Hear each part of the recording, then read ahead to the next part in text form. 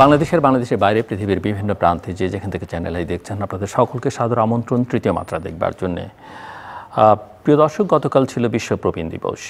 এর আগেও এই দিবসকে কেন্দ্র করে আমরা বাংলাদেশের প্রবীণদের সমস্যা, সম্ভাবনা, তাদেরকে কিভাবে কাজে লাগানো যায়, তাদের কিভাবে সব ধরনের নিরাপত্তা নিশ্চিত করা যায়, এইসব বিষয় নিয়ে কথা বলেছি।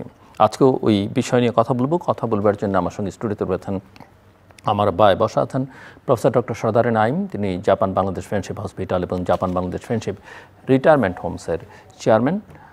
আমার ডান পাশে বসা আছেন মিনোরি বাংলাদেশ লিমিটেডের চেয়ারম্যান মিয়া মামুন।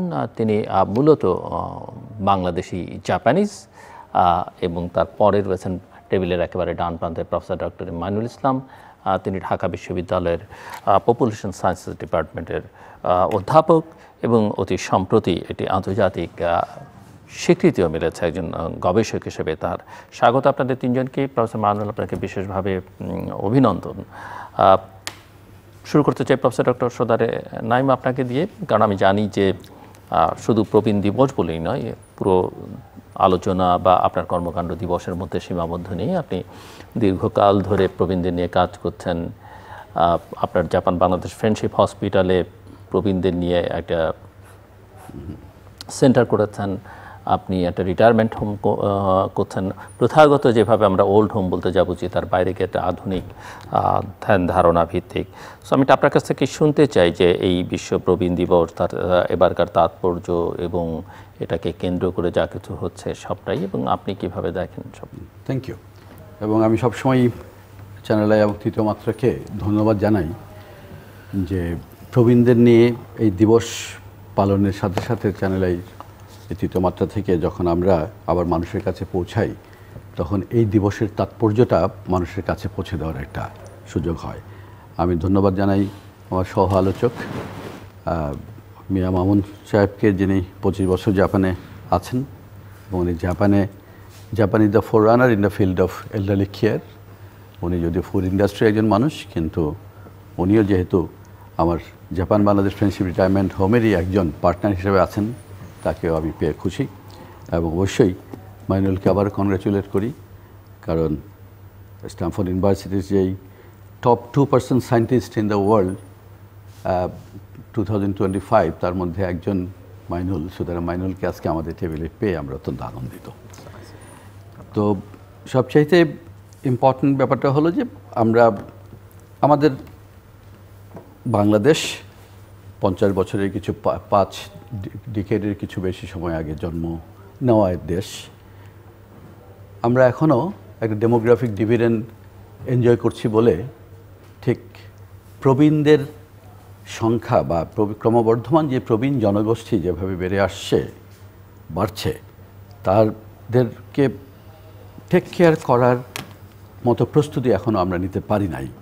সেই জন্যই গতকাল যে দিবসটি আমরা পালন করলাম, এবং আমরা বিশ্বাস করি এ ধরনের দিবসের মাধ্যমে আমাদের এক ধরনের জনসচেতনতা তৈরি করার একটি বিরাট স্কোপ, যেটা দিয়ে আমরা তাবৎ জনগোষ্ঠীকেই প্রবীণদের ভবিষ্যতে সেবা দেওয়া এবং তাদের টেক কেয়ার করার, যারা এই দেশ গড়েছে, যারা আজকে 50-55 বছর পরে যারা আজকে প্রবীণ হয়েছেন, তারাই কিন্তু এদেশ গড়েছেন। তারা যুদ্ধ করেছেন, তারা এদেশ করেছেন, আমাদেরকে দিয়েছেন। তো এই অবস্থায় বিশ্ব প্রবীণ দিবস বেসিক্যালি এটা বারবার মনে করে দেওয়ার জন্য যে প্রবীণরা is not left out, they are very important part of the society, এবং তাদের টেক কেয়ার করা আমাদের দায়িত্ব। 1990 সাল থেকে ইউএন জেনারেল অ্যাসেম্বলি এই 1 অক্টোবরকে বিশ্ব প্রবীণ দিবস হিসেবে ঘোষণা করেছে, এবং পৃথিবীর অনেক দেশেই এই দিবসটিকে কিন্তু হলিডে হিসেবে পালন করা হয়, ভীষণ ইম্পর্টেন্স দেওয়া হয়। তো আমরা গত বছরও পালন করেছি। গত বছর প্রতিপাদ্য যেমন ছিল aging with dignity, the importance of strengthening care and support system. গত বছর যদি আমরা এই টেবিলে বসেই আমরা এটা নিয়ে কথা বলেছি, এবং এই যে importance of strengthening care and support system, এটা আমরা আসলে এক বছরে তো সম্ভব না, কিন্তু সেটার জন্য আমরা চেষ্টা করেছি একটা সচেতনতা তৈরি করার জন্য। আর এবছর প্রতিপাদ্য বিষয় আরও সুন্দর করে মাইনুল বলবেন, কিন্তু আমি যেটা আপনাদেরকে বেসিক্যালি জানাতে যাচ্ছি সেটা হলো যে older persons driving local and global action, our aspirations, our wellbeing, our rights. এবার কিন্তু আমরা গতবার যেটা করেছিলাম যে কেয়ার এবং সাপোর্ট সিস্টেম স্ট্রেংথেনিং করার জন্য ইম্পর্টেন্স দিয়েছি এজিং উইথ ডিগনিটিকে, এবং সেটা কিন্তু আমাদের পক্ষ থেকে। আর এবার ওল্ডার পার্সনদের পক্ষ থেকেই আমরা বলতে চাচ্ছি যে our aspirations, our wellbeing, our this is our right. তার কারণ এই রাইট যদি আমরা ওল্ডার পার্সনদের মুখ থেকেই না শুনি তাহলে আমরা তাবৎ জনগোষ্ঠী সেটা বুঝতে পারবো না। এবং আমি বিশ্বাস করি যে ওল্ড এজ শুধুমাত্র টেক কেয়ার করা ইজ নট ইজি, এটা একটা প্রফেশন। জেরিয়াট্রিক হেলথ কেয়ার বা geriatric medicine, elderly health care facilities, আমি এই কথাটা বারবার এই টেবিলেও বলেছি যে আমরা পেডিয়াট্রিক হেলথ কেয়ার বা পেডিয়াট্রিক যত ইজিলি বুঝি আমরা জেরিয়াট্রিকটা তত ইজিলি বুঝি না। এই জেরিয়াট্রিক সম্ভবত আপনার হসপিটালেই এক্স্যাক্টলি আপনি যেটা বললেন, বাংলাদেশে প্রথমবারের মতোই জাপান বাংলাদেশ ফ্রেন্ডশিপ হাসপাতালে জেরিয়াট্রিক ইউনিট আমরা করেছিলাম, যে এল্ডারলি পিপলকে এইখানে যেন আমরা রাখতে পারি, এটা হেল্প করতে পারি। আপনি জানেন যে আমি জাপানে পড়াশোনা করেছি। জাপানে টোকিও বিশ্ববিদ্যালয়ে আমি 5.5 বছর পড়াশোনা করে ল্যাপারোস্কোপিক সার্জারির উপরে বিশেষজ্ঞ হয়ে এদেশে ল্যাপারোস্কোপিক সার্জারি নিয়ে এসে একটা নতুন স্পেশালিটিকে এস্টাবলিশ করার একটা সৌভাগ্য আমার হয়েছিল। I don't really take credit for that, it was something like I was at the right place at the right time. So laparoscopic surgery সারা পৃথিবীতে যখন শুরু হয় তখন এটা শেখার সুযোগ হয়েছিল আমার টোকিও বিশ্ববিদ্যালয়ে, এবং সেই সুবাদে 5.5 বছর টোকিও বিশ্ববিদ্যালয়ে পিএইচডি করার সময় আমরা যখনই পড়াশোনা করতে যাই, বাইরে যখন লম্বা সময় থাকি, মাইনেরও তাই হয়েছে, আমরা কিন্তু নিজের পড়াশোনার বাইরেও একটা সোশ্যাল স্ট্রাকচারের মধ্যে ভালো কিছু যদি পাই সেটা কিন্তু আমাদের নজর কাড়ে। এবং I was really so happy and surprise to C the way Japanese are taking care of the elderly people, unbelievable.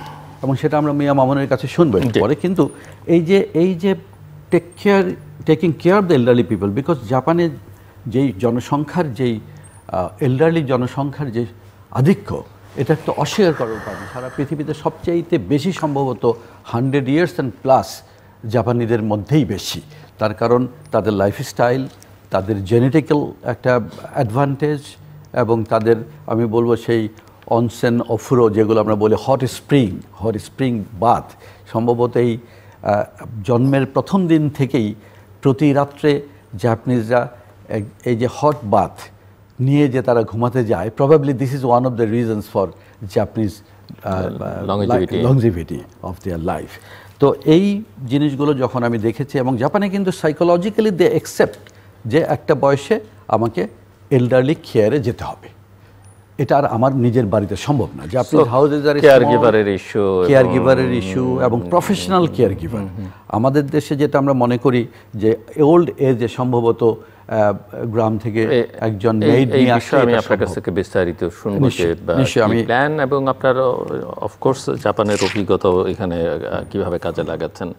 Professor Mainul ইসলাম, যেমনটা ডক্টর নাইম বলছিলেন যে আপনি প্রতিপাদ্য বিষয় বা তাৎপর্য নিয়ে কথা বলবেন, কিন্তু ডেমোগ্রাফিক ডিভিডেন্টের কথা উনি উল্লেখ করেছেন। আমি আপনার কাছ থেকে বুঝতে চাই যে এই ডিভিডেন্টটা আসলে ডিভিডেন্ট হিসেবে আমরা কাজে লাগাতে পারলাম কি না, এবং দেশটাকে বলা হয় তারুণ্যের বাংলাদেশ, তরুণ নির্ভর বাংলাদেশ।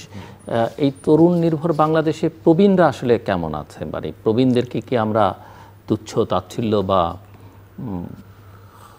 বাতিল হিসেবে গণ্য করছি, না তাদেরকেও কাজে লাগানো বা তাদের অভিজ্ঞতাকে আমাদের ভবিষ্যতের জন্য কাজে লাগাতে চেষ্টা করছি?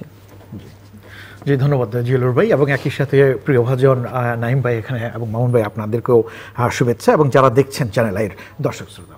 তো প্রথমেই যেটি হচ্ছে যে গতদিন যে আন্তর্জাতিক প্রবীণ দিবস যেটি পালন হয়ে গেল, এটা শুভেচ্ছা সবসময় দেওয়া যায়, এখনও আছে। তো যেটা বলছিলেন যে প্রতিপাদ্য বিষয়ের জায়গা থেকে, তো প্রতিপাদ্য বিষয়টা একটু বলে দেন, আমি মনে হয় যেটা জিয়ালুর ভাই ডেমোগ্রাফিক ডিভিডেন্ডের জায়গায় যাচ্ছে, আমি সেখানে যাব।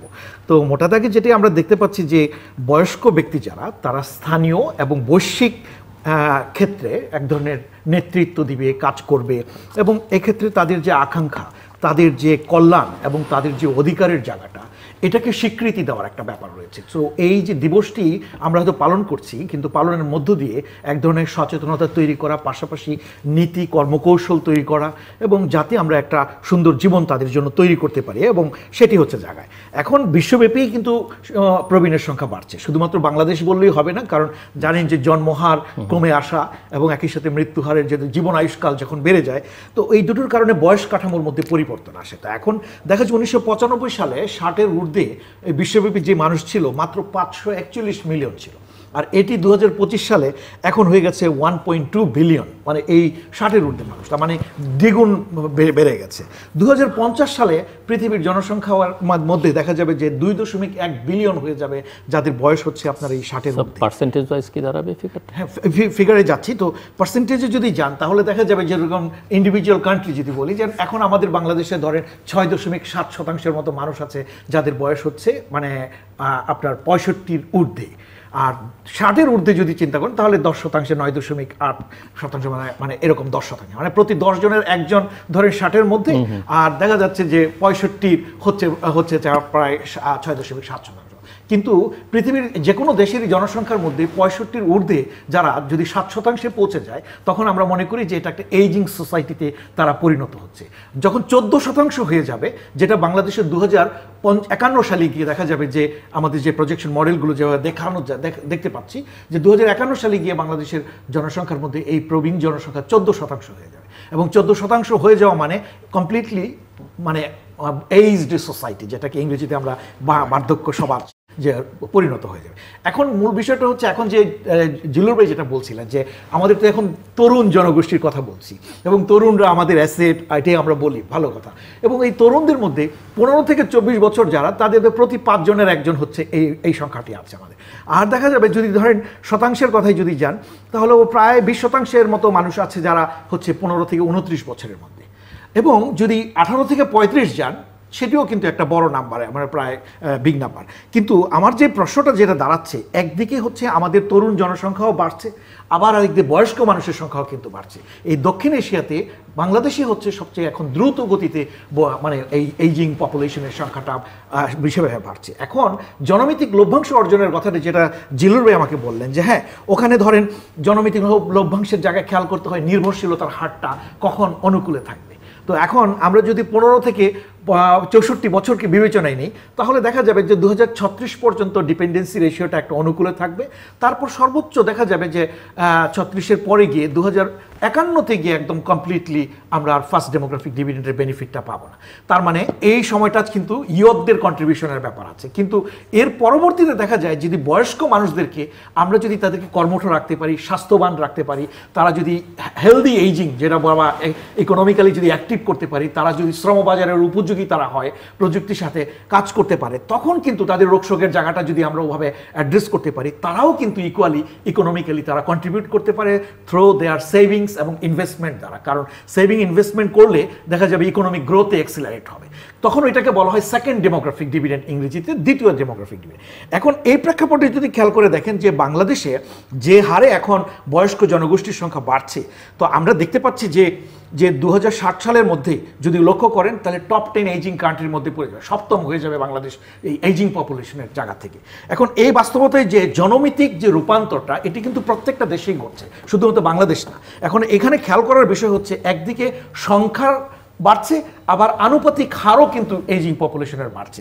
এই দুটো যখন বাড়ছে, এখন অত্যাবশ্যক একটা চিত্র আমরা লক্ষ্য করছি, সেটি হচ্ছে এই মানুষগুলোর সমমর্যাদা, যেটাকে আমরা বলছি যে স্বীকৃতি, দ্বিতীয় হচ্ছে নীতি বা আইন বা যে পরিকল্পনা যেগুলো আছে এগুলোতে তাদের অন্তর্ভুক্তিটা আমাদের সমাজে রয়েছে কিনা, সেটি যদি দেখতে চাই তাহলে পরিমাণগত, আরেকটি হচ্ছে গুণগত, এই দুটো জায়গার মধ্যে যদি লক্ষ্য করেন তাহলে ডেমোগ্রাফিক ডিভিডেন্ডের জায়গা থেকে যদি মনে করি তাহলে প্রথম জায়গায় হবে যে প্রবীণদের স্বাস্থ্যটা আছে কিনা। আমরা মনে করি স্বাস্থ্যই সকল সুখের মূল বলি, স্বাস্থ্যকে অ্যাসেট বলি, সম্পদ বলি, তাহলে এই তাদের হেলথ কেয়ার এবং আপনি বলেন যে তারা প্রোডাক্টিভ লেবার ফোর্স হিসেবে তারা থাকতে পারছে কিনা। আমার এমনও ছাত্র আছে 72 বছর বয়স্ক ছাত্র, সে অত্যন্ত অ্যাক্টিভ এবং কর্মঠ, এবং তাকে দেখে বুঝেও যাবে না সে প্রপারলি এক্সারসাইজ করে, নিয়মিত নিউট্রিশন খাবার খায়, অর্থাৎ মানে একটা হেলদি লাইফ মেনটেন করে। কিন্তু এটা তো সবার ক্ষেত্রে প্রযোজ্য হচ্ছে না। এখন সেই জায়গাটি যদি মনে করেন যে এই প্রবীণদের যদি স্বাস্থ্য সেবাটা না পায়, এবং ধরেন এই যেটা আপনি জেরিয়াট্রিক কেয়ার কথা বলেন, বাংলাদেশের কয়টা হসপিটালে জেরিয়াট্রিক কেয়ার আছে? আপনি জানেন যে আমাদের প্রবীণ নীতিমালা আছে একটা, যেটা 2013-তে যেটা ঘটেছিল, এটির কিন্তু আপডেট ঘটে না এখনো। ওখানে কিন্তু বলা আছে যে ওয়ার্ড ভিত্তিক কত পার্সেন্ট সিট থাকবে, কি থাকবে, এগুলো 11টা লক্ষ্য আছে দেখবেন। ওই লক্ষ্য মানে আমি সেই আলোচনায় যাচ্ছি না, এগুলোর অধিকাংশই কিন্তু বাস্তবায়ন হচ্ছে না, মনিটরিং হয় না, এবং এই ওল্ডার পিপুলদের সমস্যাগুলো কি, চ্যালেঞ্জগুলো কি, এগুলো আমরা জানি না। এখন জনমিতিক লভ্যাংশের জায়গাটা যদি নিতে চায় তাহলে একটা হচ্ছে প্রবীণদের স্বাস্থ্য, আর পাশাপাশি আমার যারা কর্মঠ জনগোষ্ঠী যারা আছে ইয়দের, তাদেরও সুস্বাস্থ্য, অর্থাৎ আমরা তাদেরকে আপনার প্রোডাক্টিভ লেবার ফোর্স হিসাবে দেখতে চাই। দ্বিতীয়ত হচ্ছে শিক্ষার যে জায়গাটা, এখন এই প্রবীণদের জায়গায় যদি মনে করেন তারা যে শিক্ষাটা নিয়েছে মার্কেটের উপযোগী এডুকেশন তাদের আছে কিনা, বা আমার যে ইয়ত যারা আছে তারাও যদি এডুকেটেড হয়। আমি যেরকম আমার বাংলাদেশে এখন শিক্ষিত বেকার তৈরি করছি, আমি দেখতে পাচ্ছি যে এইভাবে গণহারে পাবলিক বিশ্ববিদ্যালয়গুলো তৈরি করার দরকার ছিল না যেভাবে আমরা তৈরি করছি। কিন্তু এই জায়গায় হচ্ছে লক্ষ্য করার বিষয় হচ্ছে যে মার্কেটের যে ডিমান্ড, সেই ডিমান্ডের সাথে আমার এডুকেশন হচ্ছে কিনা। এখন আমি চিন্তা করছি কিন্তু ভবিষ্যতের ইন্ডাস্ট্রি ফর দ্য এল্ডারলি, তাহলে সেই প্রেক্ষাপটে আপনার এই কারিকুলাম ডেভেলপমেন্ট বলেন বা ওই ভাবনা চিন্তাগুলো, সেটি দেখার বিষয় হচ্ছে। তাহলে শিক্ষা একটা গুরুত্বপূর্ণ জায়গা, হেলথ এবং এডুকেশন দুটোই বাংলাদেশে হচ্ছে সবচেয়ে আমি বলবো কম অগ্রাধিকার দেওয়া একটা জায়গা। আপনিও জিলুর ভাই এই তৃতীয় মাত্রা বহুবার বলেছেন, এই সরকারের এত গুরুত্বপূর্ণ 6 জন প্রফেসর, 8 জন প্রফেসর এবং 8 জন পিএইচডি হোল্ডার আছে, 6 জন অধ্যাপক আছেন, কিন্তু শিক্ষার স্বাস্থ্যর জায়গাটা যে গুরুত্ব দেওয়া দরকার, এতগুলো কমিশন করা হয়েছে, এডুকেশন নিয়ে কোনো কমিশন হয়নি। এখন মানব পুঁজি তৈরি করার জায়গাটাই কিন্তু হচ্ছে ওই জায়গায় শিক্ষা এবং স্বাস্থ্য। তা এখন ডেমোগ্রাফিক ডিভিডেন্ডের যে বেনিফিট নেবেন এই দুটোতেই আমরা বিনিয়োগ করছি না ওইভাবে। তৃতীয়ত যে জায়গাটি হচ্ছে এমপ্লয়মেন্ট তৈরি করা। এখন দেখা যাবে আমাদের শ্রমবাজারের যদি বিবিএস এর পরিসংখ্যান দেখেন, প্রায় দেখবেন 1/3 মানুষ যাদের আছে বয়স হচ্ছে 60-এর ঊর্ধ্বে যারা আছে তারা কিন্তু লেবার মার্কেটে কাজ করে, 65-র ঊর্ধ্বেও মানুষগুলো কাজ করে। এখন এই কাজগুলো তারা হচ্ছে অপ্রাতিষ্ঠানিক কাজের সাথে যুক্ত। তা এখন কথা হচ্ছে ভবিষ্যতের এই জায়গাতে তারা যদি হেলদি না থাকে তাহলে তো শ্রমবাজার কাজ করতে পারবে না, এবং কাজ না করতে পারলে অর্থনৈতিক প্রবৃদ্ধি ওভাবে অ্যাক্সেলারেট করা যাবে না। সো ডেমোগ্রাফিক ডিভিডেন্ডের জায়গাটায় আমি চ্যালেঞ্জ দেখি, এবং এর সাথে গুরুত্বপূর্ণ আরেকটা চ্যালেঞ্জ দেখি যে সুশাসনের যে ঘাটতি, এই যে নিয়ম কানুন নীতি কৌশল যাই বলি না কেন, এগুলোর যদি আপনার একটা আইনি কাঠামোর মধ্য দিয়ে বা অ্যাকাউন্টেবিলিটি জবাবদিহিতার মধ্য দিয়ে যদি না আসে, বিনিয়োগ যদি না আসে হয় এখানে, সেই ক্ষেত্রে আপনার দেখা যাবে যে এই ডেমোগ্রাফিক ডিভিডেন্ডের আমার যে ফেভারেবল এইজ স্ট্রাকচারটা আছে, আমাদের এখন দরকার হচ্ছে ফার্স্ট ডেমোগ্রাফিক ডিভিডেন্ডকেও অর্জন করা, পাশাপাশি ওই সেকেন্ড ডেমোগ্রাফিক ডিভিডেন্ড যখন প্রবীণদের সংখ্যা আরও বেড়ে যাবে তাদেরকে নিয়ে আমি কীভাবে কাজ করব। এখন 2030 সাল পর্যন্ত হচ্ছে আমার এসডিজিতে বলা আছে ডিকেড অফ হেলদি এইজিং, একটা টাইম পিরিয়ড বলা আছে। এখন এই টাইম পিরিয়ডের প্রেক্ষাপটে যদি খেয়াল করেন যে আমাদের কর্মকৌশলগুলো সেভাবে আমরা নিতে পারছি কিনা। আমি একটু আগে আপনাকে বলেছি যে 2011 সালে আবার একটা হেলথ পলিসি হয়েছে, জাতীয় স্বাস্থ্যনীতি।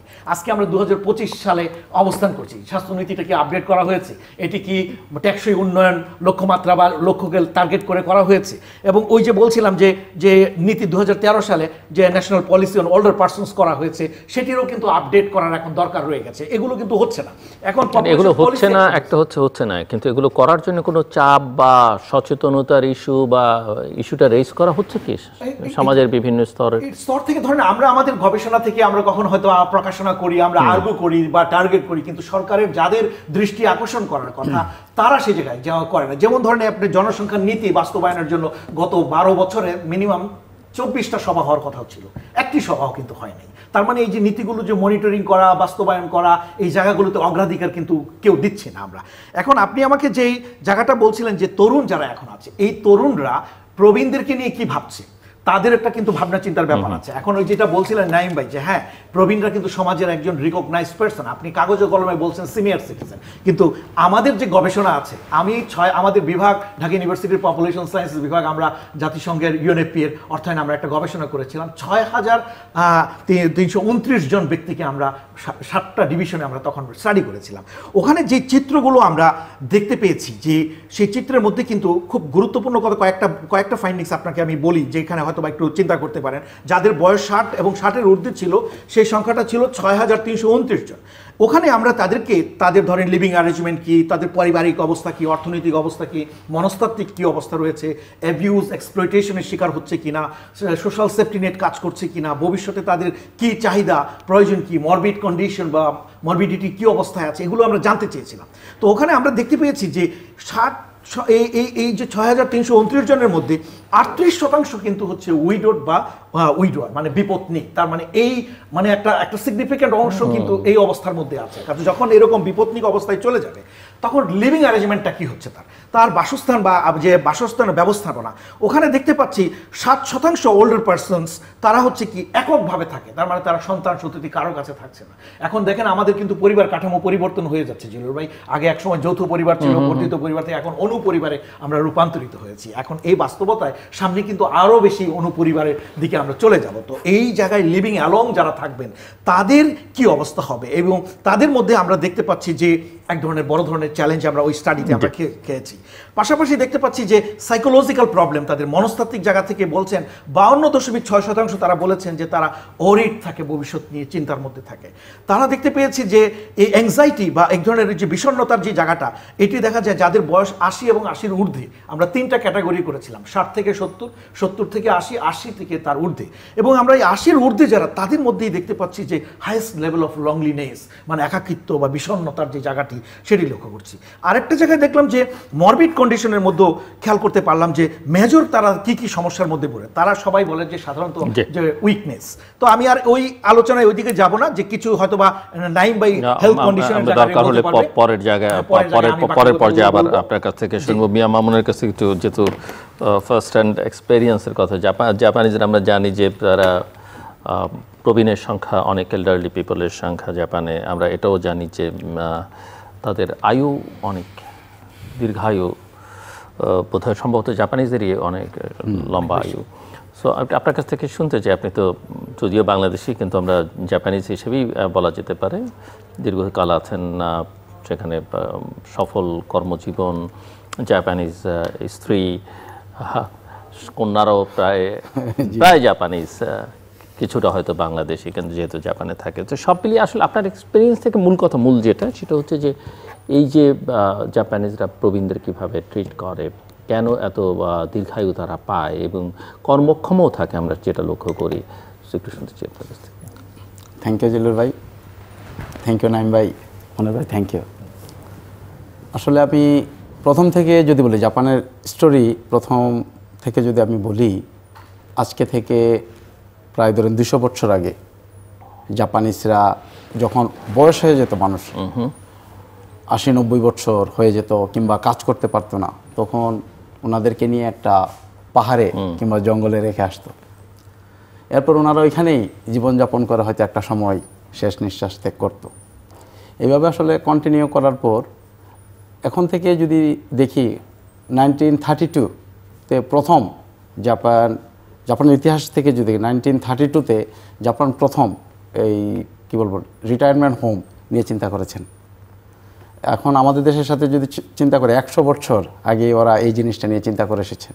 এরপর দ্বিতীয় বিশ্বযুদ্ধ ছিল, এরপর একটা গ্যাপ দিয়েই 1950-তে ওরা আবার এটা নিয়ে রিসার্চ করা শুরু করেন, ওদের বয়স্ক মানুষকে কিভাবে নিরাপত্তা দেওয়া যায়। এবং 1970 সাল থেকে ওরা অটোমেটিক্যালি তখন ইন্স্যুরেন্স জিনিসটা নিয়ে চিন্তা করেছে। তখন চিন্তা করেছে, মানে আরও ডিপলি চিন্তা করেছে, আসলে ওদের বয়স্ক যারা বয়স হয়ে যাচ্ছেন তখনই 70 বছর 80 বছর বাঁচতেন। এরপর দেখা যাচ্ছিল একটা সময় এই জাপানিজরাই 90-100 বছর পর্যন্ত ওনারা লাইফ ক্রিয়েট করতেছেন। এর মাঝে ওরা চিন্তা করলো তখন থেকে 2020 সালে গিয়ে একটা প্রবলেম ক্রিয়েট করবেই জাপানের মধ্যে। ওরা রিসার্চ করে যেটা বুঝলো যে এই আমাদের যারা বয়স্ক আছেন ওদেরকে আরও বেশি সেবা দেওয়া দরকার, ওদের আরও বেশি নিরাপত্তা দরকার। ওই চিন্তা করেই আসলে রিটায়ারমেন্ট হোমের চিন্তাভাবনা আসে জাপানের মধ্যে, এবং ওরা প্রথম থেকেই এই সার্ভিসটাকে বিভিন্নভাবে ডেভেলপ করে নিয়ে এসেছেন।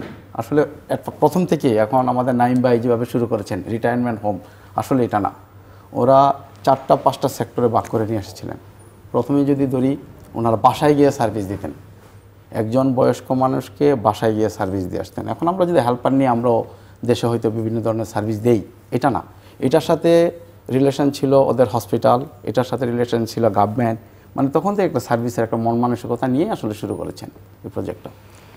এরপর আমি জাপানে গিয়ে যেটা আসলে ফিল করেছি, এই 25 বছরে জাপানিজরা কেন আসলে এই লম্বা সময় জীবনযাপন করতে পারেন, সুস্থ থাকেন, এটার আসলে প্রধান কারণে যদি আমি দেখি আসলে খাবার। ফার্স্ট টাইম বলবো খাবার, আর সেকেন্ড এরপর খাবারের জিনিসটা বলতে হবে। তো আমি খাবারটা হলো, আমি এভাবেই বলি, ওরা ফুড নিয়ে খুব সিরিয়াস। যেমন ওরা নিজের হাতে জিনিস তৈরি করে নিজে খেতে পছন্দ করেন। এখন হয়তো জাপানের কালচার হয়তো বাইরে খাওয়ার লাইফটা কিন্তু অনেক বেড়ে এসেছেন, বাট এখনও ওরা হোটেলেও যদি আমরা খাই সবসময় চিন্তা করে স্বাস্থ্যকর খাবার। এটার জিনিস কি, একটা জিনিস কে তৈরি করলো, যেমন আমি একটা টমেটো তৈরি করলে একটা ইয়েতে দিলাম, রেস্টুরেন্টে সার্ভিস করলাম, বাট ওই টমেটোর ডিটেলস দিতে হয়, কোন ফার্মার্স কীভাবে তৈরি করেছেন, কোথায় তৈরি করেছেন, কী পরিমাণ মেডিসিন ইউজ করেছেন, সবই কনফার্ম করতে হয়। এটা একটা জিনিস। আর আরেকটা হলো মানে খাবারের মধ্যে ভ্যারাইটি, যেমন আমরা হয়তো 3 বেলায় ভাত খাই, আমরা যদি হোয়াইট পয়জন বলে চিন্তা করি, ভাত, সাদা লবণ, চিনি, এই 3টাকে আমরা হোয়াইট পয়জন হিসেবে চিন্তা করি, বাট 3টা জিনিস আমরা খুব প্রচুর খাই। জাপানিজরা কিন্তু ওই বেলায় খুবই চিন্তা ভাবনা করে খায়। যেমন আমি যদি সকালে ব্রেড খাই, দুপুরবেলা হয়তো ভাত খাবো, রাতে হয়তো ভাত খেতেও পারি নাও পারি, ডিফারেন্ট কিছু চিন্তা করবো, নুডলস কিংবা ভ্যারাইটি টাইপের, একই জিনিস দুবার খাওয়া হয় না। আবার সকালে যদি মাংস খেলাম, দুপুরে দেখা যাচ্ছে মাছ খাচ্ছে, রাতের বেলায় সবজি খাচ্ছে। মানে এটা আসলে ওদের মধ্যে একটা মানে কালচারালি এটা তৈরি হয়ে এসছে আর কি, মানে খাদ্যেরও একটা ভারসাম্য বজায় রাখা। আরেকটা বলে আমরা হাক্যশকহীন, মানে যেটাকে বলে আমাদের দেশে বলে কি বলে, ওই যে যদি আমরা বলি মিসো স্যুপ, মানে হাক্য, এটাকে একটা জিনিস আপনার দীর্ঘদিন ঘুমন্ত রেখে ওটাকে কি বলে খাবারের জন্য প্রিপারেশন নিয়ে তারপর খাওয়ানো হয়, যেটা স্বাস্থ্যের জন্য খুবই ভালো। এই জিনিসটা হয়তো আমাদের দেশে এটা নাই, বাট জাপানিজ এই জিনিসগুলো খুব মেনটেন করেন। এরপরে সেকেন্ড আমি যদি বলি, ওরা এই যে নাইম ভাই একটু আগে বলে ফেলেছেন অলরেডি, আমি যা বলবো আসলে অর্ধেকই নাইম ভাই বলে ফেলেছেন। এর মধ্যে আছেন ধরেন হাফ জাপানিজ, যেমন রাতে ঘুমানোর আগে একদম ম্যান্ডেটরি আমরা যেটাকে আমরা অফুরো বলি, বাথটাবে যাব, 30 থেকে 40 মিনিট আমরা অফুরোতে থাকি, এটা একটা বিশেষ কারণ হতে পারে। এরপর হলো অসম্ভব পরিশ্রমী এরা, মানে ওরা আসলে লাইফটাকে এনজয় করে এইভাবেই, মানে সকাল 5টায় যদি আমি উঠি, রাত 10টায় ঘুমিয়ে পড়বো, আবার ঠিকই আবার সকাল 5টায় ঘুম থেকে উঠবো, 7-8 ঘন্টা ঘুমাবো, এবং এটাকে মেনটেন করে আর কি সবসময়। আসলে এই জিনিসগুলো আসলে জাপানিজদেরকে আসলে মানে দীর্ঘজীবী করার একটা বড় একটা কারণ হিসাবে আমি দেখে এসেছি। আরেকটা বিষয় হচ্ছে যে বয়োবৃদ্ধদের সম্মানও বোধহয় করে প্রচুর। এটা তো অসম্ভব আসলে, এই যে জাপানে এখন যে কালচারটা, সেটা না করলে আবার মেন্টাল স্যাটিসফ্যাকশনটা থাকে না। এবং জি, এখন জাপানে এখন যে জিনিসটা আমরা ফিল করছি, আসলে প্রথম থেকেই বাবা মা তো আসলে বাবা মা না, বয়স্ক না, বন্ধু, আমি যেটা বলবো খুব ক্লোজ, ওদেরকে সম্মান করে আসলে কিন্তু এই জিনিসগুলো চিন্তা করে। আসলে আমাদের দেশে কি হয়, মনে করেন আমাদের বাবা মা হলেই আমরা হয়তো বসায় খাওয়াবো, অনেক কিছু করবো, 50-60 বছর হলে বাবা মা বয়স্ক হয়ে গেছেন এমন একটা ভাব ধরে ওনাদেরকে দেখাশোনা করি। বাট জাপানটা হলো ডিফারেন্ট একটা জায়গা, অদ্ভুত, আপনি চিন্তা করবেন না। আসলে কখনো ওরা বয়স হয়েছে এই জিনিসটা ওদের বোঝাতেই চায় না। উনি যদি বেকার বসে থাকেন, মা বাবা ওনাকে কাজ করায়, যেটা আমাদের দেশে কল্পনাই করা যায় না। এই জিনিসগুলো আসলে মানে ওদের সম্মান, এটা আসলে সম্মান করে একটাই কারণ, ওদেরকে দীর্ঘজীবী করতে চাই। এই জিনিসগুলো আসলে জাপানে ইয়াং জেনারেশনও কাজ করছে, আসলে এটাই জাপানিজদের মেন্টালি কাজ করছে বলে মনে করি। প্রফেসর নাইম, শুনতে চাই আপনার কাছ থেকে, এবং আমি একটু আপনার যে প্রোগ্রাম সেটা সম্পর্কে একটু ধারণা দর্শকদের দিতে চাই। ধন্যবাদ জিল্লুর। আসলে সেই জাপানে থাকার কারণেই যেহেতু আমি একটা স্বপ্ন দেখেছিলাম, basically at the age of 32, which is very unusual, কিন্তু ওটাই তো স্বপ্ন দেখার বয়স না, আরো পেছনে যেতে পারে না। যে আমি সার্জারিতে ক্যারিয়ার করে দেশে এসে সার্জারিতে এস্টাবলিশ হতে পারবো কি না সেটা তো একটা ভয়ভীতি ছিলই, কিন্তু আমার মনে হয়েছিল যে যদি কখনো সার্জারিতে ক্যারিয়ার এস্টাবলিশ করে, এবং এই যে আপনারা জানেন যে আবার বাংলাদেশ ফ্রেন্ডশিপ হসপিটাল আমি তৈরি করেছি এই সার্জারি ল্যাপারোস্কোপি সার্জারিকে এস্টাবলিশ করার জন্যই, এবং তখন আমার মনে হয়েছিল যে যদি কখনো সুযোগ হয় I will go for a elderly care home, যেটা একটা কম্প্রিহেন্সিভ এল্ডারলি কেয়ার হোম হবে। আপনি জানেন আমাদের দেশে কিন্তু সরকারি পর্যায়ে এল্ডারলি হোম আছে, ওল্ড হোম আছে, কিন্তু আমি কিন্তু এক্স্যাক্টলি ওল্ড হোম কনসেপ্ট থেকে একটু বেরিয়ে এসেছি। একটু ফর ইউর ইনফরমেশন আমি আপনাদের জানাই, সেটা হলো আমাদের দেশে সরকারি এবং বেসরকারি যতগুলো ওল্ড হোম আছে প্রায় প্রতিটি ওল্ড হোমেই আপনার এন্ট্রান্সের প্রি রিকুইজিট হলো আপনাকে no matter how old you are, you will have to be physically and mentally fit to enter in a old home, which is very self-contradictory. At the age of, আপনি যেটা বললেন 60 থেকে 70 যদি একটা group হয়, 70 থেকে 80 যদি একটা গ্রুপ হয়, আমরা প্রথম বলি young old, middle old and old, বিশেষ করে 80 থেকে 90 যেই ক্লাসটা বা যেই বয়সটাকে আমরা মনে করি লোনলিনেসের এক্সট্রিমে এবং তাদের সাপোর্ট দরকার, অ্যাসিস্টেড লিভিং দরকার, তাদের কিন্তু প্রায় 90-95% হলো হেলথ কেয়ার রিলেটেড। ওই বয়সে একটা মানুষ যদি বসা থেকে উঠাতে হয় তাতেও কিন্তু একজন এক্সপার্টকে দিয়ে সেটা করা উচিত। যেটা বলছিলাম যে গ্রাম থেকে কিছু মেড নিয়ে এসে তাদের টেক কেয়ার করা হবে, ইট ইজ ইম্পসিবল, এটা সম্ভব নয়, প্র্যাকটিক্যালি ইম্পসিবল। এবং অবশ্যই এই যে সোশ্যাল ট্যাবুর কথা যেটা আমরা বলছি, যে আমি আমার মাকে বা বাবাকে ওল্ড হোমে দিতে চাই না, আমি নিজেও কিন্তু আমার মাকে আমি ওল্ড হোমে দিতে চাই না, কিন্তু আবার প্রকারান্তরে আপনি জিজ্ঞেস করুন আপনি তো ওল্ড হোম তৈরি করেছেন, আসলে আমি ওল্ড হোম তৈরি করিনি, আমি এটা একটা elderly health care resort kind of জিনিস তৈরি করেছি, যেখানে আপনি একটা পার্টিকুলার বয়সে যখন যাবেন you will have professional hands around you to take care of you. সেখানে আপনি সুন্দর পরিবেশ পাবেন, যেখানে আপনি হুইল চেয়ার বাউন্ড হলেও আকাশ বাতাস দেখতে পাবেন। এবং এই যে আমরা ওল্ড গ্রুপের একটা বিরাট অংশ কিন্তু জীবনের এক পর্যায়ে এসে আমরা বেড রিডেন হয়ে যাই, তাদেরও তো বেঁচে থাকার, যতদিন উনি বেঁচে আছেন ততদিন তো তাকে পৃথিবীর আলো বাতাস দেখে এবং সেই শান্তিটা নিয়েই তো মৃত্যুর জন্য প্রস্তুতি নিতে হবে। এবং একটা ক্লাস সবসময় থাকবে যারা বিছানায় পড়ে যাবে কিন্তু তারা জানবে যে জীবনে আর কখনো তারা দুপায়ে দাঁড়াবেন না। আমরা চারজন এখানে আছি, আমরা জানি না কার ফেট কী হবে, will have to accept the reality. তখন আমি আমার রিটায়ারমেন্ট হোমে, এই জন্য নামটা দিয়েছি রিটায়ারমেন্ট হোম। মামুন যখন বারবার বলছিল যে জাপানে রিটায়ারমেন্ট হোম, কিন্তু জাপানে কিন্তু আজকে রিটায়ারমেন্ট হোম না বলে রোজিন হোম বলা হয়। রোজিন হোম মানে এল্ডারলি কেয়ার হোম, ওরা কেয়ার হোম মেনলি বলে, আর আমি এটাকে এল্ডারলি হেলথ কেয়ার রিসর্ট হিসাবে রিটায়ারমেন্ট হোম নাম দিয়েছি, শুধুমাত্র আমাদের এই ট্যাবু থেকে যেন বেরিয়ে আসতে পারি যে না, ওল্ড হোমে পিতামাতাকে দেওয়াটা অন্যায় কিছু না যদি তাকে আমরা একটা বেটার লাইফ দিতে পারি। এই অবস্থায় যেই জিনিসটা আসলে আমাদের জন্য জানা দরকার যে ওল্ড এজ রিলেটেড কিছু তো ডিজিজ আছেই। আপনি ধরেন আমরা ডায়াবেটিস, ব্লাড প্রেশার, স্ট্রোক, তারপরে ধরেন আপনার arthritis, kidney related chronic kidney diseases, chronic respiratory diseases, chronic liver diseases, আমরা তো অনেক রকম রোগ তো নন কমিউনিকেবল ডিজিজে তো আমরা ভুগি একটা পার্টিকুলার বয়সে। এবং আরেকটা বড় জিনিস হলো যে কদিন আগেই আমরা আলাপ করলাম বিশ্ব ডিমেনশিয়া দিবসে, যে ডিমেনশিয়া একটা কত বড়, আলজাইমার্স অ্যান্ড ডিমেনশিয়া একটা পার্টিকুলার বয়সে আমরা এটা বেশি দেখতে পাই, বিশেষ করে 65 অ্যান্ড অনওয়ার্ড। আমরা যখন একটা পেশেন্ট ডিমেনশিয়া হয়ে যায়, ফিজিক্যালি উনি ফিট থাকার পরেও মেন্টালি ইজ নট ফিট। এই মানুষগুলোর জন্য ডেফিনেটলি প্রফেশনাল কেয়ার গিভার তৈরি করতে হবে।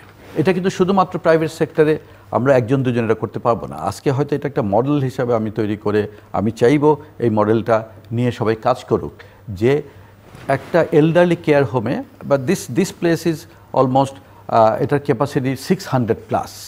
আমরা এখানে প্রায় 232টা স্টুডিও অ্যাপার্টমেন্ট রেখেছি, যেখানে যারা নিজেদের টেক কেয়ার করতে পারে তারাও থাকবে, এবং হুইল চেয়ার বাউন্ডও যদি হয়, সেন্স যদি ভালো থাকে, তাদের অ্যাসিস্টেড লিভিংয়ের জন্য তারা এই সব রুমগুলোতে ব্যবহার করতে পারবে। তারপর বিছানা কেন্দ্রিক যেই সেবাটা, আমরা হয়তো বিছানা কেন্দ্রিক বা হুইল চেয়ার বাউন্ড যারা, তাদেরকে আমরা 150টি বেডে, যারা একটু কম্পারেটিভলি রোগে আক্রান্ত বেশি, বার্ধক্যজনিত রোগ, আমরা এই কথাটা সবসময় বলি বটে, কিন্তু বার্ধক্যজনিত রোগেরও তো চিকিৎসা আছে, সেটাই হলো জেরিয়াট্রিক মেডিসিন।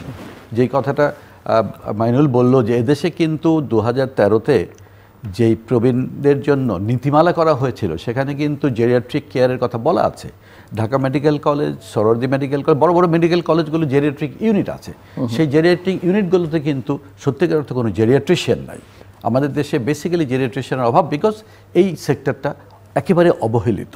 তারপরে ধরুন আমরা এই যে 80 শয্যার বা 100 শয্যার প্যালিয়েটিভ কেয়ার, যে কথাটা বললাম আমি আপনাকে, প্যালিয়েটিভ কেয়ারে জীবনের কোনো কোনো পর্যায়ে শুধুমাত্র টিউব ফিডিং দিয়ে অথবা কন্টিনিউয়াসলি অক্সিজেনের উপরে ডিপেন্ড করে আমাদের দেশের বা শহরের, ঢাকা শহরেরই যদি বলি, উন্নত যেই পার্টগুলো আছে যেমন ধানমন্ডি, গুলশান, বনানী, উত্তরা, বসুন্ধরা, বারিধারা, এসব জায়গায় কিন্তু প্রচুর বাড়ি আছে। আমরা তো ডাক্তার হিসেবে আপনি জানেন যে আপনি নিজেও বললেন যে আমরা যে জেরিয়াট্রিক মেডিসিনের কিছু কাজ জাপান বাংলাদেশে করা শুরু করেছিলাম আজকে থেকে প্রায় 20-25 বছর আগেই।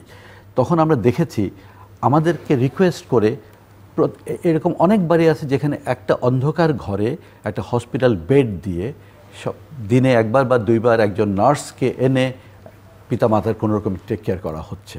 কিন্তু এই মানুষগুলোকে সেই অন্ধকার ঘরে না রেখে তাদেরকে যদি এরকম একটি রিটায়ারমেন্ট হোমে প্রফেশনাল হ্যান্ডে ছেড়ে দেওয়া হয়, তাহলে তারা তাদের জীবনটা অনেক অনেক বেটার জীবন তারা উপভোগ করতে পারবেন এবং একটা সুন্দর। এবং আপনার এখানে তো আমি যত জানি যে পার্মানেন্ট অ্যারেঞ্জমেন্টও আছে, টেম্পোরারি অ্যারেঞ্জমেন্টও আছে, যদি একদিন এক সপ্তাহের জন্য রেখে আসতে চায়। এক্স্যাক্টলি, আমরা কিন্তু ডে কেয়ার করছি, উইকলি কেয়ার করছি, মান্থলি কেয়ার করছি। এবং একই সাথে একটা জিনিস খেয়াল রাখতে হবে যে এই যে লোনলিনেসের কথা বললেন, তারা একটা কমিউনিটি পাবে, এই কমিউনিটি তারা গল্প করার মানুষ পাবে, তাদেরকে indoor games, interactive sessions, music room, movie theatre, outdoor tour, river cruise এবং একই সাথে swimming pool, sauna, jacuzzi, steam bath, এগুলোরও ব্যবস্থা আমরা রেখেছি যেন জীবনের একটা পর্যায়ে এসে একটা বৃদ্ধ মানুষ, একটা এল্ডারলি, আমি জাস্ট বৃদ্ধ হয়ে যাওয়ার কারণেই আমি জীবনের এই আনন্দগুলো থেকে নিজেকে দূরে রাখবো, সেটা আমরা অ্যাকসেপ্ট করি না বলি আমি নিজের কথা চিন্তা করেও কিন্তু সেটা করেছি।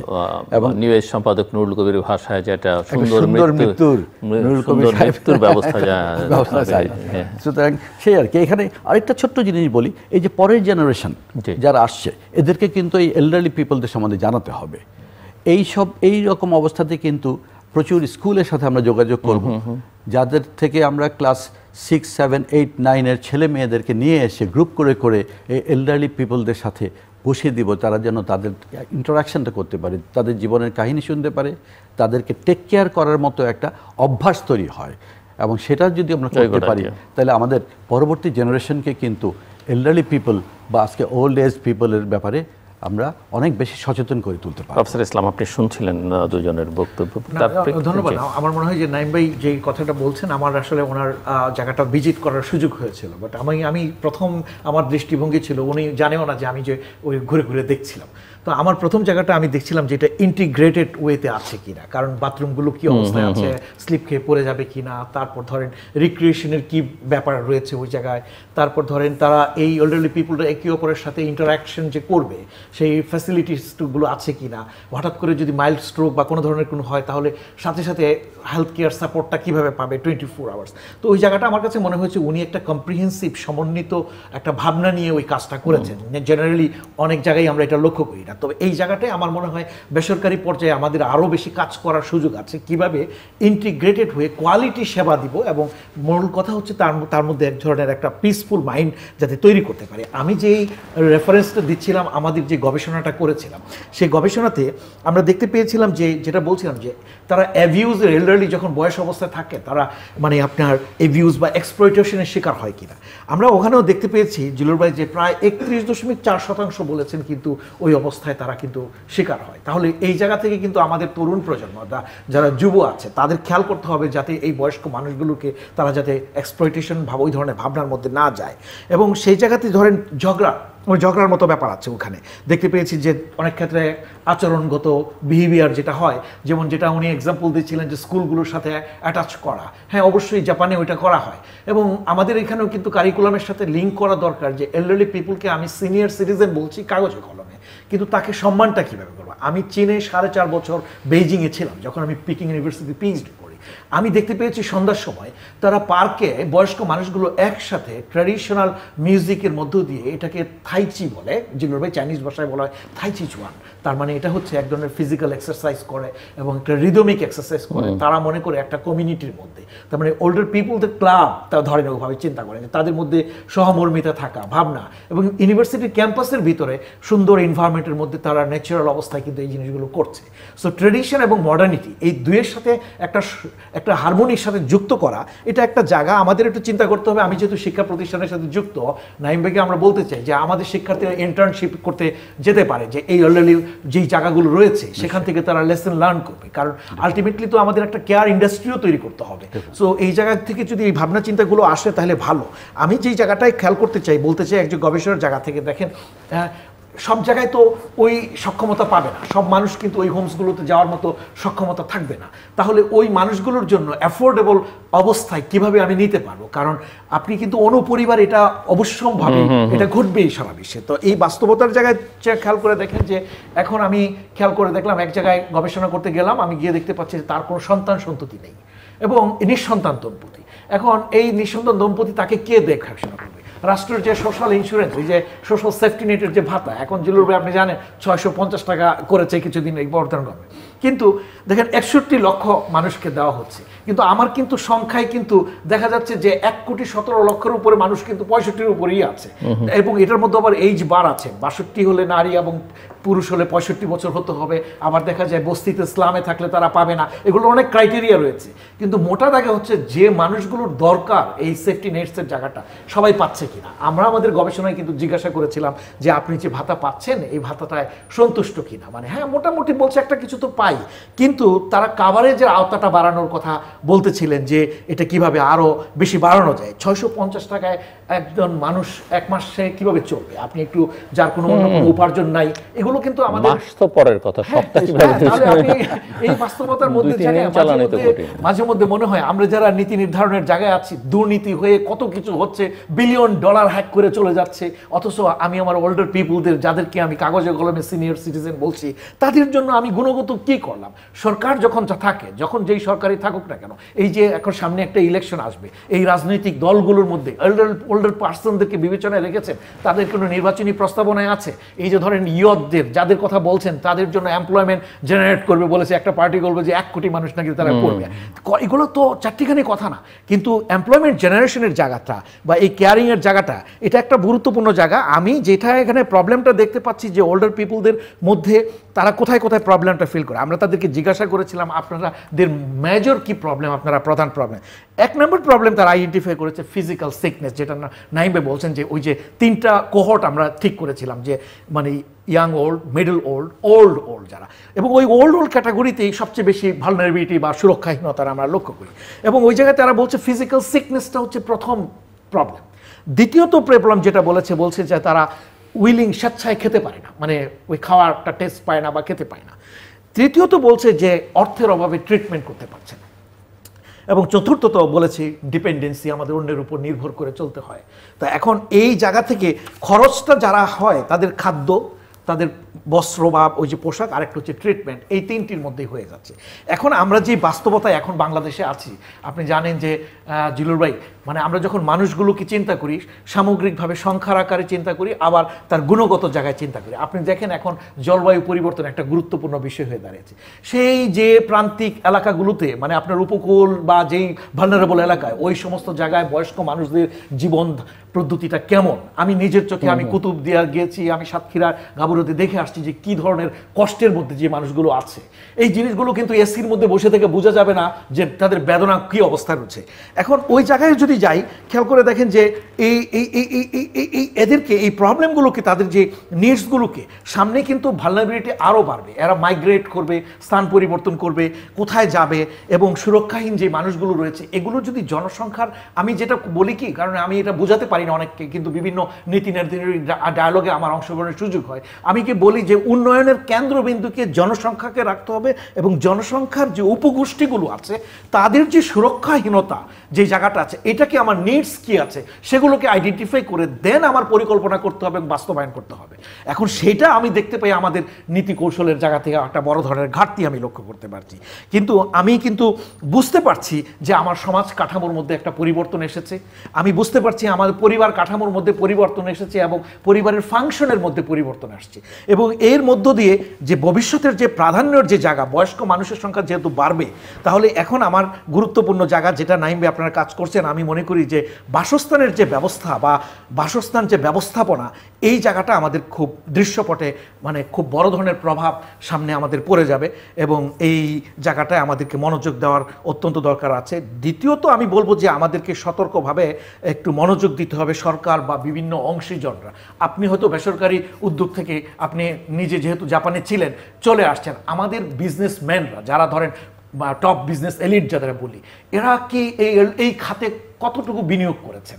আমার কথা হচ্ছে যারা যে হসপিটালগুলো বানিয়েছেন ধরেন অনেক ক্ষেত্রে যেটা বাণিজ্যিক অর্থে, ওখানে কি আসলে জেরিয়াট্রিক কেয়ার বা ওই ধরনের জায়গাতে আমাদের দেশের ফোকাস হচ্ছে শিশু মাতৃস্বাস্থ্য, ওগুলোর ফোকাস এখনও কিন্তু আমরা ওই ফোকাসে অ্যাটেনশনও যাই না। আমাদের দেখেন যে মনে করা হয় যে শিশু মৃত্যু হার কমানো কী করা যাবে, মাতৃমৃত্যু হার কীভাবে কমানো যাবে, ওই দিকে ফোকাস। কিন্তু আমার যে বয়সের কাঠামোর যে ট্রানজিশনটা ঘটে যাচ্ছে, সেই জায়গাতে আমার যে প্রত্যেকটা লেভেল মানে একদম ম্যাক্রো থেকে মাইক্রো পর্যন্ত যে বিভিন্ন মানে পর্যায়ে যে এই সেবাটা করতে হবে সেটি দেখা দরকার। এবং আরবানে আমি আরও খুব চিন্তিত।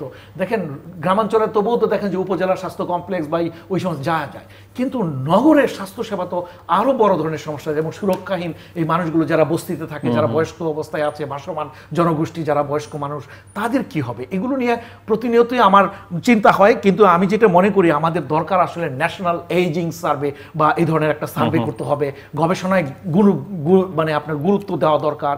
কারণ নিডস এবং যে তার যে প্রয়োজনগুলো কি সেগুলোকে আমরা বুঝি, কিন্তু তারপরও আরও বেশি যত বেশি আমি মানে রুটিন রেগুলার ইন্টারভেলে গবেষণাগুলো কাজ করব এবং তার ভিত্তিতে নীতি কৌশলগুলো যদি নেই, তাহলে আমার মনে হয় যে আমরা একটু ভালোর দিকে যাওয়ার একটা প্রচেষ্টা আসতে পারি। জি, থ্যাংক ইউ। আসলে আমি একটু জাপানের এই কি বলবো এই স্টোরি দিয়ে শুরু করি। ফার্স্ট আমি যদি দেখি জাপান এখন কিভাবে এত বড় একটা দেশে পরিণত হয়েছে, এটা প্রথমে আমি যদি বলি জাপানের এখন যারা বয়স্ক আছেন ওদের, আমাদের যারা ইয়াং আছেন তাদের মধ্যে প্রথম থেকে যখন আমি পড়াশোনা শেষ করি একটা চাকরিতে যাই, তখনই ওদের প্রথমে স্টার্টটা হয় কীভাবে, একটা ফান্ড ওরা ব্যাংকে রাখে কিংবা স্যালারি থেকে একটা পোর্শন কোম্পানি কেটে নিয়ে এটা জমানো থাকে। এটা হলো একটা সিকিউরিটি। কি ও যখন 60 বছর বয়স হবে রিজাইন করবেন তখন ওকে এটা দেয়া হয়, আমাদের দেশে যেটা পেনশন বলে।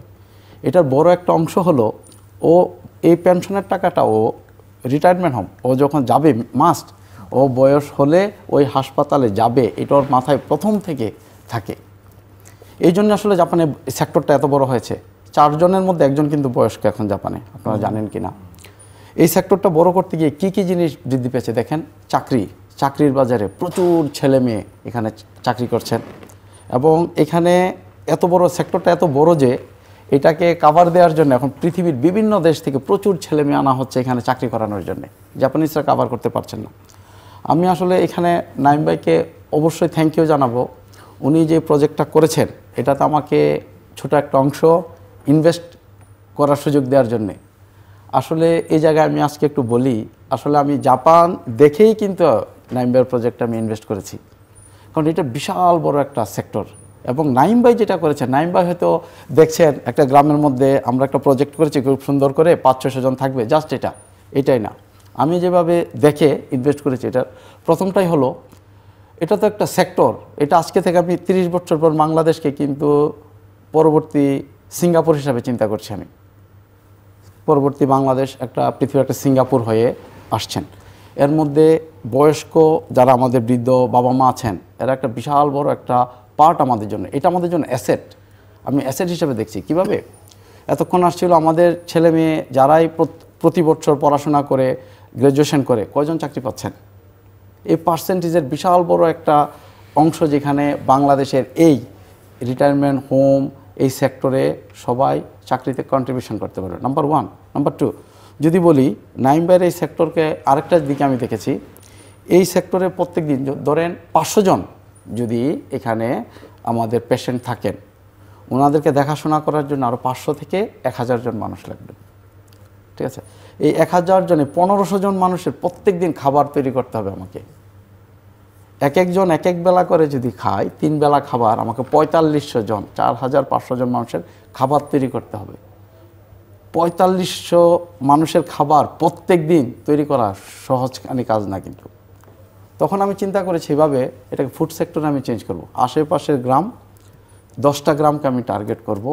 এই 10টা গ্রামে যা ফার্মার্স আছেন ওনারা ফুড, ভেজিটেবল, ফ্রুটস ওনাদের জিনিসগুলো তৈরি করে আনবেন, কালচার করে আমাদের এখানে আনবেন, আমরা এটা রেডি করে প্রত্যেকদিন ফ্রেশ খাবারটা খাওয়াবো।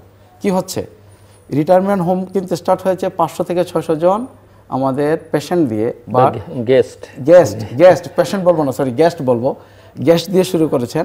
বাট এটার সাথে রিলেশন ডেভেলপ করতেছেন প্রায় 30 থেকে 40,000 50,000 রিলেশন ডেভেলপ করছেন।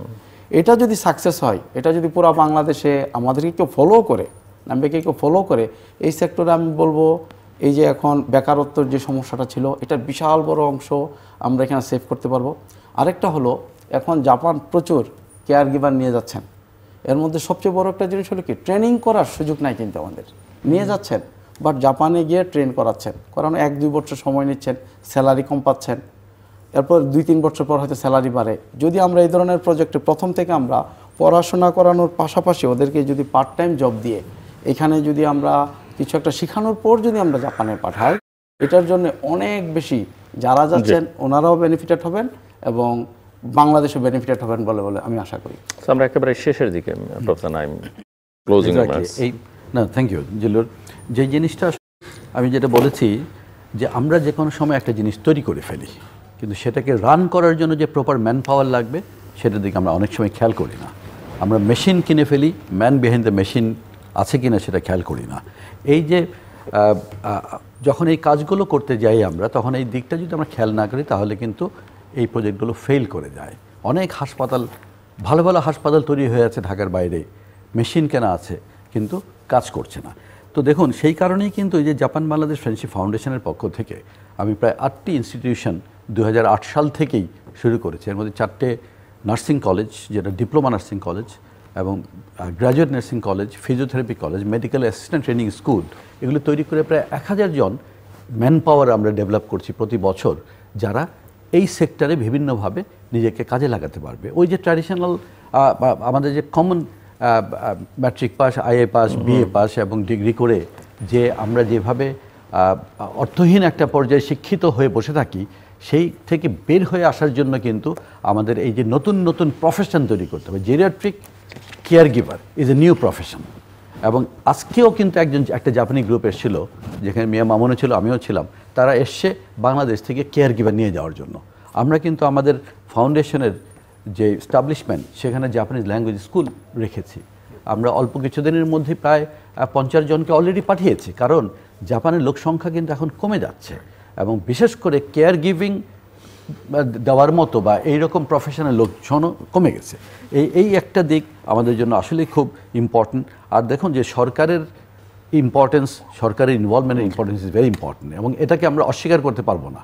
ওই পিতামাতার ভরণ পোষণ আইনের সাথে সাথে অন্যান্য ব্যাপারগুলো আইন দিয়ে হবে না। ওই যে প্রফেসর মাইনুল অনেকগুলো সিদ্ধান্তের কথা বললেন, কোনো বাস্তবায়ন বা কার্যক্রম। প্রফেসর মাইনুল, জাস্ট 1 মিনিট বা 30 সেকেন্ড। ওকে, যদি শেষ কথায় যদি বলতে চাই, দেখেন মানে বয়স্ক মানুষ যারা রয়েছেন, প্রবীণ মানুষ, তাদেরকে আমি মনে করি যে তাদের সম্ভাবনাটা অনেক উন্মোচন করা দরকার। আমরা অনেককে তাদেরকে মনে করি তারা বুঝি সুরক্ষাহীন, ভালনারেবল বা অন্যভাবে চিন্তা করি, কিন্তু এই প্রবীণেরা যে সম্পদ হিসাবে কাজ করতে পারে এবং তাদের একটা সম্ভাবনা আমি দেখতে পাই ডেমোগ্রাফিক পয়েন্ট অফ ভিউ থেকে। এবং সেই জন্য আমাদের এই মনে করতে হবে তাদের পিছনে যদি খরচ করি, এটাকে যাতে ব্যয় হিসাবে চিন্তা না করি, মনে করি যে বিনিয়োগ হিসাবে দেখা। দ্বিতীয়ত আমি যেটি দেখি যে এই বয়স্ক মানুষদেরকে ক্ষমতায়ন করতে হবে এবং এটার বহুবিধ জায়গা রয়েছে। তৃতীয়তভাবে আমার কাছে মনে হয় যে যৌথভাবে সরকার সহ বিভিন্ন অংশীজন যারা রয়েছে তাদের সমন্বয়ে কাজ করতে হবে। মনে রাখতে হবে যে আমি যে হেলদি লাইফ আমার দীর্ঘদিন আমি বেঁচে থাকলাম, কিন্তু এটাই কিন্তু জীবনের মুখ্য না। মুখ্য হচ্ছে যে এই সময়ের মধ্যে আমার আসলে সলিড একটা ইকোনমিক ফাউন্ডেশন আছে কিনা, আমার স্ট্রং সোশ্যাল বন্ডেজটা আছে কিনা, পরিবারের সাথে সম্পর্ক আছে কিনা, লাভিং এবং পিসফুল সম্পর্কটা থাকা। এর জন্য এই জেনারেশনাল কোহেশন, আমি বলবো যে যারা এই তরুণ প্রজন্ম আছে তাদের একটা সম্পর্ক মাত্রা তৈরি করতে হবে। অনেক ধন্যবাদ। দর্শক, অনুষ্ঠানের শেষ প্রান্তে আমরা সামাজিক যোগাযোগ মাত্র ফেসবুক, এক্স এবং ইউটিউবে তৃতীয় মাত্র লাইভ স্ট্রিম হচ্ছে, আপনারা দেখতে পারেন। টেলিভিশনের পর্দায় দেখতে না পারলে যে কোনো সময় যে কোনো স্থান থেকে ইউটিউবে তৃতীয় মাত্র চ্যানেলটি সাবস্ক্রাইব করেই পর্ব বা পুরনো পর্বগুলো আপনারা দেখতে পারেন। প্রফেসর ডক্টর আমানুল ইসলাম, মিস্টার মিয়া মামুন এবং প্রফেসর ডক্টর সদারি নাইম, অসংখ্য ধন্যবাদ এই আলোচনা সবার জন্য। দর্শক, আমরা কথা বলছিলাম প্রবীণ দিবস উপলক্ষে বিশ্বের সকল প্রবীণদের, বাংলাদেশ সহ বিশ্বের সকল প্রবীণদের আমাদের শুভেচ্ছা, অভিনন্দন এবং ভালোবাসা। এবং প্রবীণদেরকে সম্পদ হিসেবে দেখতে হবে, যেটা আমার অতিথিরা বলছেন, এবং তাদের পেছনে যে ব্যয়টা সেটাকে ব্যয় না ভেবে সম্পদ ভাবতে হবে। এবং একটা সমাজে বা পৃথিবীতে প্রতিটি প্রাণী, প্রতিটি মানুষ সবই কিন্তু সম্পদ। আসলে প্রত্যেকের আলাদা আলাদা গুরুত্ব আছে, কিন্তু সেই গুরুত্বটা আপনি অনুধাবন করতে পারেন কিনা, যার যেখানে যোগ্যতা তাকে যাকে যেভাবে ব্যবহার করা যায়, কাজে লাগানো যায়, সেভাবে আমরা করতে পারি কিনা, সেটাই একটা বড় বিষয়। সরকারের ভূমিকার উপরে ওনারা আলোচনা করেছেন, কিন্তু অনেক ক্ষেত্রে দেখা যায় যেসব নীতি সরকার গ্রহণ করে সেগুলো বাস্তবায়নের কোনো উদ্যোগ নেই। অনেক কমিটি হয়, অনেক আইন কানুন হয়, কিন্তু সেগুলো কাজে লাগানোর ক্ষেত্রে আমরা অনেক রকমের দুর্বলতা, সীমাবদ্ধতা এবং অনাগ্রহ লক্ষ্য করি। এগুলো যতক্ষণ পর্যন্ত না যাবে ততক্ষণ পর্যন্ত আসলে সমস্যাগুলো বাড়তেই থাকবে। এবং সমাজ রাষ্ট্রের সমস্ত সমস্যাটাকে, এবং যেটি আলোচনা আমার অতিথিদের একজন বলছিলেন যে নীতি গ্রহণের ক্ষেত্রে জনসংখ্যাকে প্রধান বিবেচ্য হিসেবে নিতে হবে, এবং সেটা যদি আমরা না করতে পারি সংকটটা আসলে আরও ঘনীভূত থাকবে। আমাদের সঙ্গে থাকবার জন্য অসংখ্য ধন্যবাদ। আপনাদের সবার জন্য শুভকামনা।